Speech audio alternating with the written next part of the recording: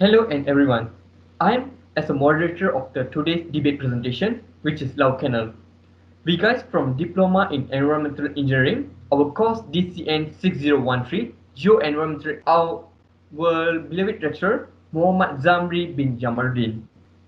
This debate consists of six members. The first one will be the supporting team, another one will be the opposition team.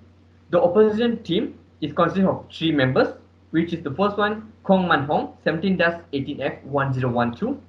The second one is myself, Ishwaran A, Govindasamy, 17-18F1034. And third, Muhammad Afiq bin Muhammad Yazid, 17-17 Okay, first we'll look for the debate flow. The first one will be the background of issue.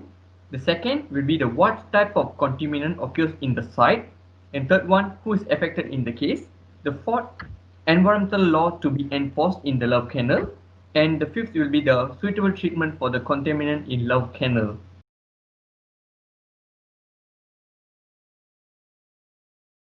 Hi, my name is Roman Hong. I'm the first presenter of the opposition side. I'm going to present about the background of the issue of Love Canal. So Love Canal is one of the most famous and important example of soil pollution in the US in the Love Canal tragedy in Niagara Falls, New York. In 1890, Love Canal was created as a model landed community, but was only partially developed to generate hydroelectric power. Okay, in nine in 1990, in 1920, the canal became the dump site for the municipal refuse for the city of Niagara Falls. So the Hooker Chemical Company during the 1940s, the canal was purchased by Hooker Chemical Company, which used the site to dump 21,800 short tons of chemical byproducts for the manufacturing of dye, perfumes, and solvent for the rubber and synthetic resin. Hooker chased use of the Love Canal as a dump site because they stopped using the Love Canal as a dump site. So next, this chemical was burned at the depth of 6 to 7.5 meter depth. Upon its process, the canal was covered with a layer of the clay shield to prevent the leakage. Over the time, vegetation settled and began grow atop of the dump site. So as you can see in the image here, the Love Canal at here, there are a lot of vegetation already grow. So the site also sells to the Nigeria Falls City School with a growing population at the Niagara Falls district. They need a land to build a new school to attempt to purchase the property from the Hooker Chemical. The population reached to more than 98,000. The Hooker unable to finance his project and agreed to sell its properties to the school bought for $1 in 1953, sorry. By 1978, the problem was unavoidable and hundreds of families sold their house to the federal government and evacuated the area for the prevention of the pollution. So this is the site name and address. As you can see in the image here, the site location of the Love Canal is located at the Niagara Falls, New York. Okay, located in the southeast end of the city of Niagara Falls in Niagara City on the western boundary of New York State at here. So the GPS location is stated at here. Next will be the general site condition. So 25 years after the Hooker Chemical Company stopped using the Love Canal here as an industrial dump, 82 different compounds, 11 of them suspected carcinogen, which means the carcinogen means there are 11 of the compound is suspected in carcinogen means carcinogen means they are causing they could be cause the cancer. So has been pre-collecting upward toward through the soil. The Nigeria Power and Development Country grant permission to Hawker during 1942 to dump waste into the canal. The canal was drained and lined with a thick clay. They covered with the clay layer to avoid the leakage. So this is the soil layer of the Love Canal disaster. As you can see here, the waste was dumped inside here, and then beside two of them was the barrier of the drain to avoid the wastewater, and with they cover with the clay crook. They also plant some of the vegetation up above them, and then this is the spoil. So next, this is the local topography of the Love Canal. As the pictures show, the blue color one is the Love Canal, and surround them with the residential house. So surround them also a lot of houses affected. And then here is the image. As you can see, the treatment plant of the Hawker Chemical Company is close to the Love Canal, and then so that they decide to use the Love Canal as a dump site for their industrial waste. And then the school also located near to the Love Canal that there was bought from the Hawker Chemical.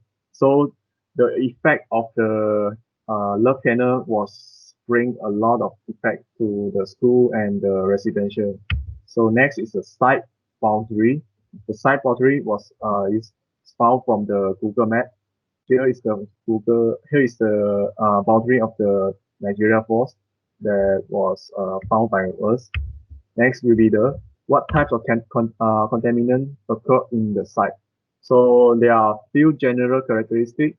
During the spring of 1977, the State Department of Health and Environmental Conservation began an intensive air, soil, and groundwater sampling and analysis program after qualitative identification of a number of organic compounds in the basement of 11 houses adjacent to the Love Canal, which means they have already took 11 houses sampling for air, soil, and groundwater for their analysis in the for their contaminant analysis. So the leachate seep through the soil into the people's backyard. The trees the tree and the gardens was turned black and dying. With, and then the air has flake and choking smell, which means the air is like what we know in the Songhai Kim Kim lah. They got the smell. And then also next will be the exposure pathway. Exposure pathway, the United States National Research Bureau noted that the major exposure of the concern was the groundwater rather than the drinking water. The groundwater seep into the basement and then result in the exposure through air and soil. The pathway is from the groundwater through the soil, and then the soil evaporate the air and the water. So this is the chemical fate. The numbers of the other chemicals seep through the ground. Then this analysis at the beside here shows that the analysis was a submersion of works carried out by the Toxicology Institute Division of Laboratories and Research, New York State Department of Health and various regulatory of U.S. Environmental Protection Agency and their subcontractor. So as you can see here, we can specify some of the chemical like benzene and also like chloroform. So all these things, dioxin, all these things was very dangerous to the people. So after this, I will pass to my second presenter about the people who affected. So thank you.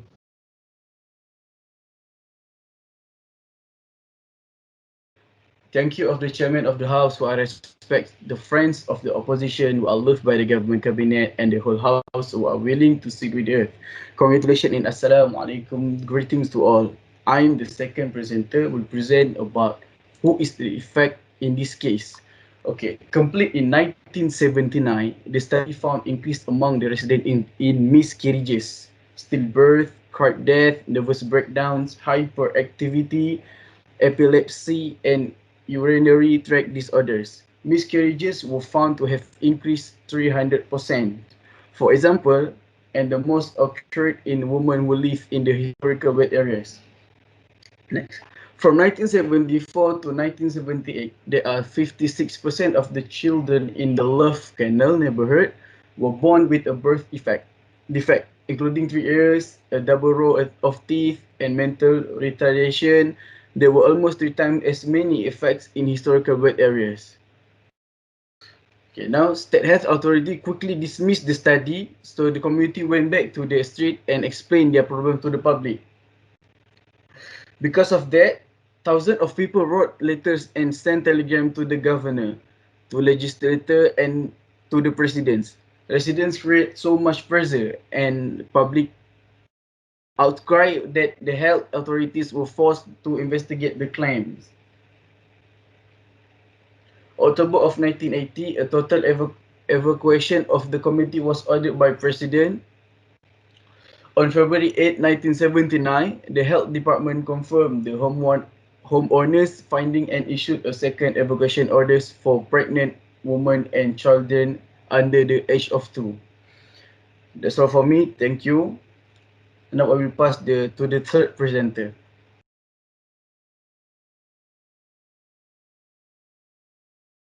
Okay, we'll move on to the environmental law to be enforced in the law canal. The first one, Emergency Planning and Community Right to Know Act, EPCRA. And the second one is Comprehensive Environmental Response, Compensation and Liability Act of 1980. These are the two acts which should be enforced in the law canal. Okay, first we will move on to the Emergency Planning and Community Right to Know Act, which is known as EPCRA. According to the section 311 to 312, as we can see, they got two sections. Under the section 311 of the Emergency Planning and Community Right to Know Act, EPCRA, facilities must submit the MSDS or SDS for hazardous chemical present on site at or above the responding threshold to their CERC, LEPC, and local fire department. Facilities may choose to submit a list of hazardous chemical grouped into hazardous category instead. This is one-time submission. Now, new facilities have 3 months after becoming subject to the OSHA regulation to submit their MSDS or SDS or the list to the hazardous chemical or the LEPC and the fire department. According to section 312, facilities that need to be submit SDS or the list of the hazardous chemical under section 311 also need to be an annual inventory report for the same chemical according to the section EPCRA section 312. This inventory report must be submitted to the CRC, LEPC, and local fire department by first of March of each year. As we can see, they got two sections which should be implemented, the 311 and 312. The sections are mostly focused on the chemical and the safety data sheet that we will use, and the safety data sheets and the category and the group of the chemical compound should be sent to the local authorities such as SERC, LEPC, and local fire department by the day of first of March of each year. Okay, let's see the second one, which is the Comprehensive Environmental Response, Compensation and Liability Act of 1980. The act is also known as the Superfund, legislation granting the federal government wide-reaching authority to clean release or hazardous substance that threaten the environment or public health. It authorized the Environmental Protection Agency, which is known as EPA, to identify the entity or the individual responsible for site contamination and compel the entity or individual to clean it. A special trust fund is established to clean site when the EPA cannot find the responsible party. There are two response action under the statute. The first one is removal action in emergency short-term situation that pose direct risk to human health. The second one is remedial action where a long-term cleanup is needed, such as preventing a future mitigation of pollution. Okay, this according to the this law, the act is on 1980. is also a super fun. As we can see, the Environmental Protection Agency will allocate a hefty sum of money in order to remove or in order to what do you call okay in order to remove the pollutants which will risk the human health. And there are two type of action. The first one is removal action, another one is a remedial action. Okay, as we can see, this is the 2013 Nutrition and Sanitation, Title 12, 1385 until 1389, Toxic Substances. The Section 1385, which will give the legislative intent. The Section 1386, Duties of the Commissioner. Section 1387, Contractors. Section 1388, Power of the Commissioner and Emergencies. Section 1389, which including the reports. All the sections will start from 1385 until 1389, which will explain what are the duties of the commissioner, and then what are the type of the contracts and what are the reports that should be submitted in order to avoid such low canal effects and pollute the human and the environment. We'll move on to the suitable treatment for the low canal contaminant in low canal. Okay, as we can see, this picture shows the proper way to clean the soil and groundwater. The first one will be the soil and groundwater. A cross section of soil at the site shows that the top of 4 to 6 feet of the soil is moderately permeable. So beneath that, the 30 to 40 feet of highly impermeable clay 40 feet. Below the surface is limestone bedrock. The pollutant move easily through the top layer of soil, which has allowed the contaminant to infiltrate the basements. Although the pollutants probably don't move in the lower type clay soils, the pollutants may be leaking to the bedrock, which contain a supply of groundwater.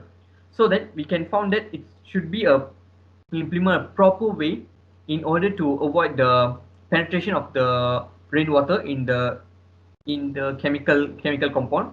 So if we able to avoid the thing, we can make sure that there is no pollutant released from the chemical which will endanger the human and environment.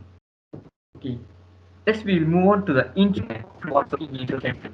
Described as an empowering bathtub, has the outflow of the bathtub and the chemical seeping into the feeble groundwater around the landfill and reverse the flow to the groundwater away from the surroundings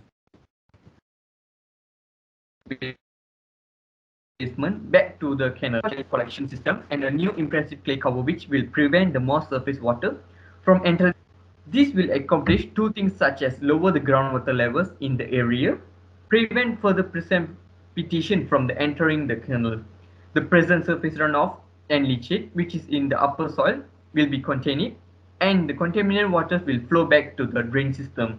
So that in terms of construction plan, we should improve our design to prevent the water soaking into the basement so that we can the avoid the increase of the water in the groundwater so that we can avoid the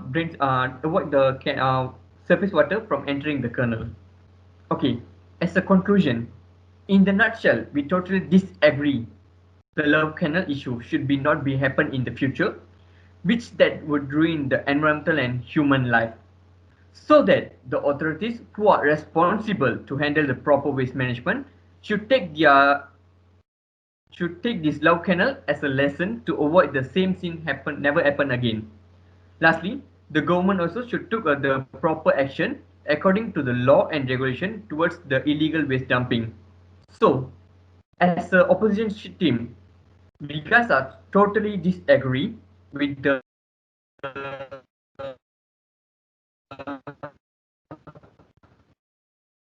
local future. If it takes place, it will for sure it will endanger our human life. The proper government and the law and regulation should be implemented in order to avoid such thing to happen again. Thank you.